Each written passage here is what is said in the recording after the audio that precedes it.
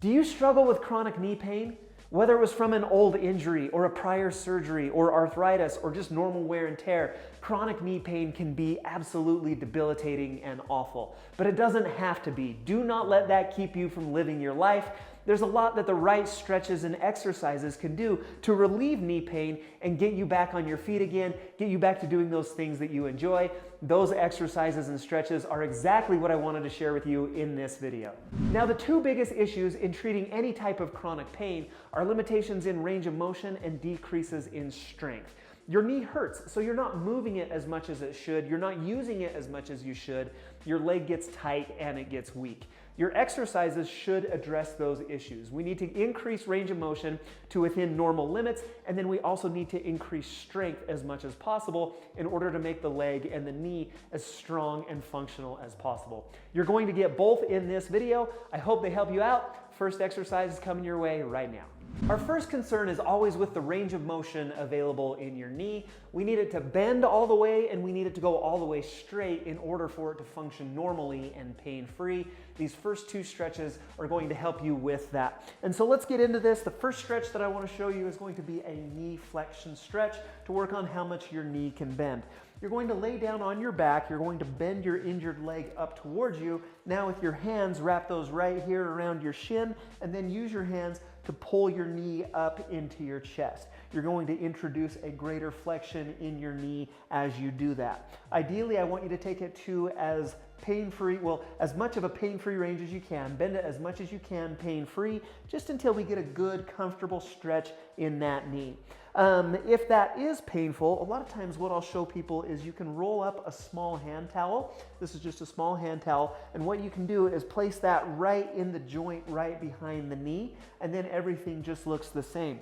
What you'll notice with that is that actually creates a little bit of a traction between your tibia and your femur, basically creates a little separation in your knee joint itself. And a lot of times if you have problems in the joint, arthritis or old injuries or whatever that might be, that one is a little bit better tolerated. And so if you can't do it without the towel, you might try to sneak that towel in there. And what you're going to do is hold that in a comfortable stretch position for 20 seconds and then repeat that 3 times. So 3 times, 20 seconds on that knee flexion stretch. Now, in order to get it all the way straight, the knee extension stretch that I like would be a seated knee extension stretch. And it looks just like this. You're going to come to your bed, the edge of your bed, or the edge of your kitchen table. Also works really well just because it's not soft, you don't sink down into it as much, and it's also usually a little bit higher. You're going to come and you're going to sit with your injured leg or with your painful knee out in this position. Now, there's 3 things that are going to limit your knee from extending all the way straight. You've got your calf muscle that crosses the knee joint here in the back. You've got the back of the capsule of the knee itself, and then you've also got hamstring muscles that come down and cross your knee from the top down. We need to stretch all 3 of those out in order to get that knee totally flat, in order to get that range of motion to normal, and this is my favorite stretch to do that. What you can do is you're still going to grab that same towel that you had. I'm going to loop that around my foot. Now in this position, I want you to sit up straight and tall. As you sit up straight and tall, we're going to introduce a stretch right here into the back of your leg, right in your hamstring. You're also going to feel that back here behind your knee. But then the other thing you can do is with your hands, pull your toes towards yourself. And what that does is that introduces a stretch into that tight calf muscle back there. So with this, you're going to feel that in 3 areas. Your calf behind your knee and right up here in your hamstring. You're going to take it into a comfortable stretch position and you're going to hold that for 20 seconds and repeat that one 3 times. And that's one that you can do multiple times throughout the day. In fact, both stretches, you can perform those multiple times throughout the day as we work on increasing your range of motion in your knee to within normal limits or to within the normal range of motion. The strengthening exercises that I like, we can do 3 of them right here on the table or on the floor, wherever it is that you're at. The first thing that we want to do is get the quads firing. So your quads are these muscles right here on the top of your leg. What we want to do is make sure that there's just a really good mind-muscle connection with your quads. One of the best ways we can do that is with what we call a quad set, or setting your quad. And so sit with your legs out in front of you. I like to kind of recline a little bit when I do this. Now what I want to do is fire those quad muscles, contract your quads. What I tell people is try to push the back of your knee down into the floor. You're going to fire those quads. Again, nice, good, tight contraction right here in these muscles. Hold that for about 5 seconds, and then you're going to repeat that 10 to 20 times. And so again, just a good mind-muscle connection. We're just getting those quads fired up, ready for some of these other exercises that we're going to do. Those quads are so important in knee function. The next thing, I like to progress this right into a straight leg raise. What you're going to do is start with that quad set, so fire that quad, nice tight contraction. Keep that nice and tight as we now lift our leg up off of the table and then slowly return back down to that starting position.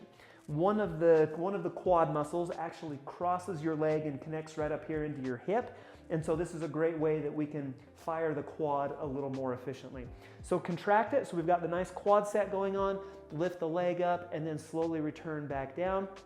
If that quad is weak, you might have a little bit of what they call an extensor lag, meaning your knee might go up before your foot does. So focus on that because I want that to be nice and straight. I want you to lead with your foot and then come back down. You're going to repeat that about 10 to 15 times and then do 3 sets of that one. That's what the quad set looks like. Now let's kick on the hamstring muscles. So these muscles right here in the back of the leg, the easiest way to do that is with some heel slides. This one does work better if I didn't have shoes on or if I just had my socks on, but we'll just do it like this for the video right now. What you're going to do is same position right here. We're going to fire these muscles right here in the back of the leg, the hamstring, to basically pull your heel up as close as you can towards your backside, and then you're going to use the muscles, the quads right here on the top of the leg, to push your leg back out straight again.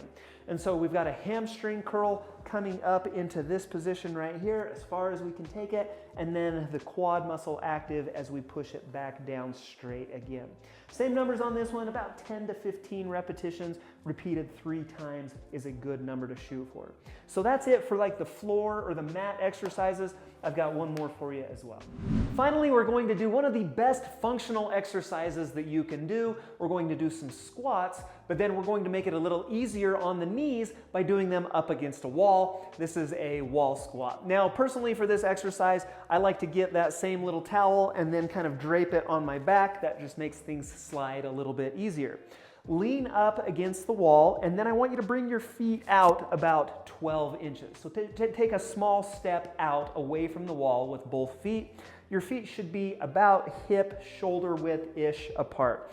Now, all we're going to do is drop down as low as you can comfortably into a squat. Ideally, we'd go until our thighs are parallel to the floor down here, and then use those quads, use those glutes to push yourself back up into the upright position again.